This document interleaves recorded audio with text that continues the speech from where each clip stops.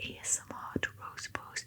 Today I will be doing some whispered reading from one of my absolute favorite books. It's Harry Potter and the Prisoner of Azkaban.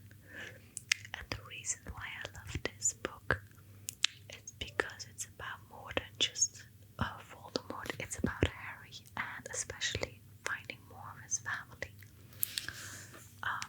As you can see, I also have the books from Jim Kay, but I really prefer, I think, this one because it is very, very beautiful, and I just came across it for the first time in a little store in Edinburgh, where the street where I bought it was actually the inspiration for Diagon Alley, so that was great to find it there. Yeah, let's look where chapter 5 is, and I'll be reading a little bit to you guys today, just a couple of minutes.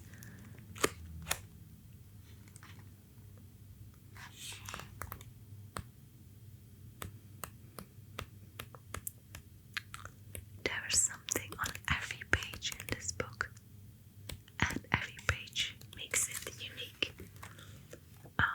Okay, chapter 6. Here we go. Chapter 5. Chapter 5, you guys, is called The Dementor. And as you can see, they are leaving here in the car. And it's just beautifully done.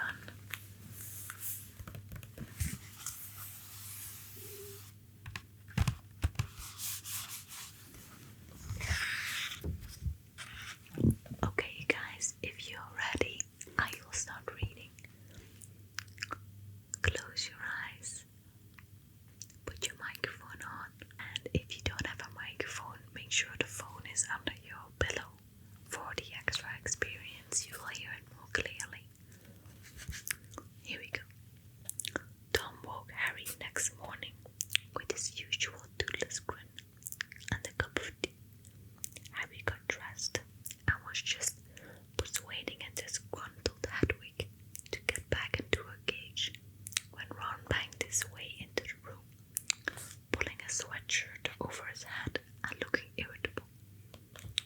The sooner we get on the train, the better, he said. At least I can get away from Percy at Hogwarts. Now he's accusing me of dripping tea on his photo of Penelope Clearwater. You know, Ron grimaced. His girlfriend. She's hidden her face under the frame because her nose has gone all blotchy. I've got something to tell you, Harry began, but they were interrupted by George and Fred. We had looked in to congratulate Ron on infuriating Percy again. They headed down to breakfast, where Mr. Weasley was reading the front page of the Daily Prophet with a furrowed brow, and Mrs. Weasley was telling Hermione and Ginny about a love potion she's made as a young girl. All three of them were rather giggly. What were you saying? Ron asked Harry as they sat down. Later, murmured Harry, as Percy stormed in. Harry had no chance to speak to Ron or Hermione in the case of leaving. They were too busy heaving all their trunks down the leaky cauldrons that were theirs and piling them up near the door, with Hedwig and Hermes, Percy's screech owl, perched on top of their cages. A small wickerwork basket stood beside the heaps of trunks, spitting loudly. It's all right, Crookshanks, Hermione cooed to the wickerwork. I'll let you out on the train. You won't, snapped Ron.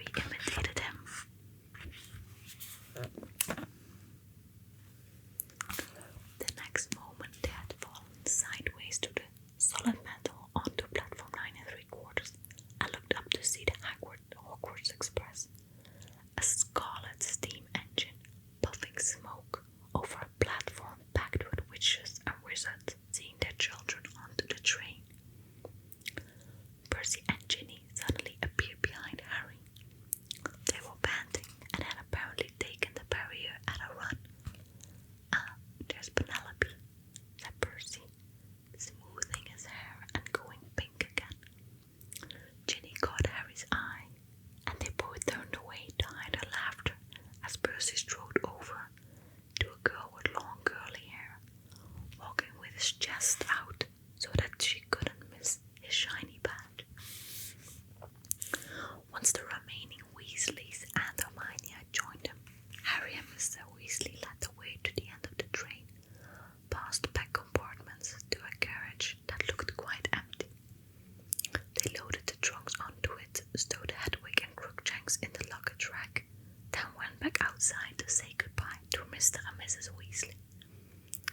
Mrs. Weasley kissed all her children, then Hermione, and finally Harry. He was embarrassed, but really quite pleased when she gave him an extra hug. "Do take care, won't you, Harry?" she said as she straightened up, her eyes oddly bright. Then she opened her enormous handbag and said, "I've made you all some." Then she opened her enormous handbag and said, "I've made you all sandwiches. Here you are, Ron. No, they're not corned beef. Fred, where's Fred? Here you are, dear." "Harry," said Mrs. Weasley quietly, "come over here a moment." He jerked his hands towards a pillar, and Harry followed him behind it, leaving the others crowd around Mr. Weasley. "There's something I've got to tell you before you leave," said Mr. Weasley in a tense voice. "It's all right, Mr. Weasley," said Harry. "I already know." "You know? How would you know?" "I heard you and Mrs. Weasley talking last night. I couldn't help hearing. I'm so sorry. That's not the way I'd have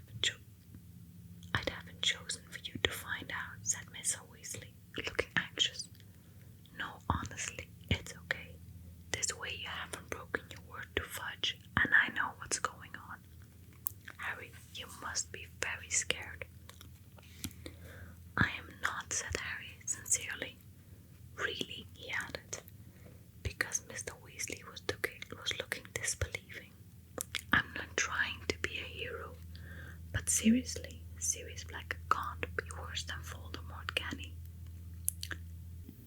Mr. Weasley flinched at the sound of the name, but overlooked it. "Fudge seems to think, and I'm obviously pleased that you're not scared, but—" "Arthur," called Mrs. Weasley, who was now shepherding the rest onto the train. "Arthur, what are you doing? It's about to go." "He's coming, Molly," said Mr. Weasley, but he turned back to Harry and kept talking in a lower and more hurried voice. "Listen, I want you to give me your word that I'll be a good boy and stay in the castle," said Harry gloomily. "Not entirely," said Mr. Weasley. "Harry, swear to me you won't go looking for Black." Harry stared. "What?" "Promise me, Harry," said Mr. Weasley, talking more quickly still, "that whatever happens, why would I go looking for someone who wants to kill me?" said Harry blankly. "Swear to me that whatever you might hear, Arthur, quickly," cried Mrs. Weasley. Steam was billowing from the train. It had started to move. Harry ran to the compartment door and Ron drew it open and stood back to let him in. They leaned out of the window and waved at Mr. and Mrs. Weasley until the train turned a corner and blocked them from view. "I need to talk to you private," Harry muttered to Ron and Hermione as the train picked up speed. "Go away, Ginny," said Ron. "Oh, that's nice," said Ginny huffily, and she stalked off. Harry, Ron and Hermione set off down the corridor looking for an empty compartment, but all were full except for the one at the very end of the train. This only had one occupant, a man sitting fast asleep next to the window. Harry, Ron and Hermione checked on the threshold. The Hogwarts Express was usually reserved for students, and they had never seen an adult there before, except for the witch who pushed the food trolley. The stranger was wearing an extremely shabby set of wizard's robe, which had been torn in several places. He looked ill and exhausted, though he seemed quite young. His light brown hair was flecked with grey. "Who do you reckon he is?" Ron hissed as they sat down and slid the door shut. "Professor R.J. Lupin," whispered Hermione at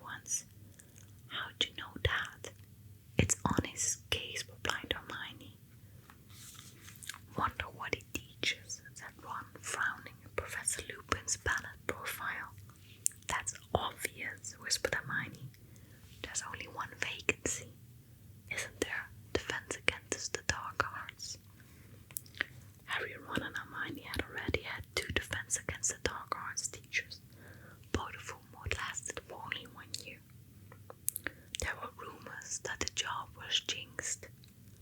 Well, I hope he's up for it, said Ron doubtfully. He looks like one good hex would finish him off, doesn't he? Anyway, he turned to Harry. What were you going to tell us? Look at the beautiful, beautiful like drawings on these pages. Okay, let's continue for a little bit. Harry explained all about Mr. and Mrs. Weasley's argument and the warning Mr. Weasley had just given him. When he'd finished, Ron looked thunderstruck and Hermione had her hands over her mouth. She finally lowered them to say, Sirius Black escaped to come after you. Oh, Harry, you'll have to be really, really careful. Don't go looking for trouble, Harry. I don't go looking for trouble, said Harry, nettled. Trouble usually finds me. How thick would Harry have to be to go looking for another who wants to kill him, said Ron shakily. They were taking the news worse than Harry had expected. Both Ron and Hermione seemed to be much more frightened of Black than he was. No one knows how he got out of Azkaban, said Ron uncomfortably. No one's ever done it before, and he was a top security prisoner too. But they'll catch him, won't they? Said Hermione earnestly. I mean, they've got all the muggles looking out for him too. What's that noise? Said Ron suddenly. A faint, tiny sort of whistle was coming from somewhere. They looked all around the compartment. It's coming from your trunk, Harry, said Ron. A moment later, he had pulled the pocket sneakoscope out from between Harry's robes. It was spinning very fast in the palm of Ron's hand and glowing brilliantly. Is that a sneakoscope? Said Hermione interestedly, standing up for a better look. Yeah, mind you, it's a very cheap one, Ron said. It went haywire just as I was tying it to Errol's leg to send it to Harry. Were you doing anything untrustworthy at the time? Hermione said. No. Well, I wasn't supposed to be using Errol. You know he's not really up for the long journeys. But how else was I supposed to get Harry's present to him? Stick it back in the trunk, Harry advised, as the sneakoscope whistled fiercely, or it'll wake him up. He nodded towards Professor Lupin. Ron stuffed the sneakoscope into a particular horrible pair of Uncle Vernon's socks, which deadened the sound, then closed the lid of the trunk on it. We could get it checked in Hogsmeade, said Ron. They sell that sort of stuff in Dervish and Bangor.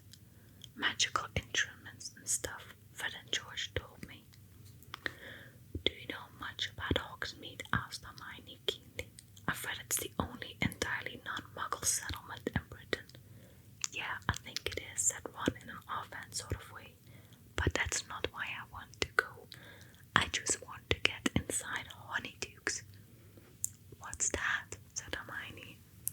It's this sweet shop, said Ron, where they've got everything. Pepper imps, they make you smoke at the mouth, and great fat choco balls full of strawberry mousse and clotted cream, and really excellent sugar quills, which you can suck in glass, and just like you're thinking what to write next. But Hogsmeade is a very interesting place, isn't it? Inside of historical sorcery, it says the inn was the headquarters for the 1612 Goblin Rebellion, and the Shrieking Shack supposed to be the most severely haunted building in Britain. And massive sherbet balls that make you levitate a few inches off the ground while you're sucking them, said Ron, who was plainly not listening to a word Hermione said. Hermione looked around at Harry. Won't it be nice to get out of school for a bit and explore Hogsmeade?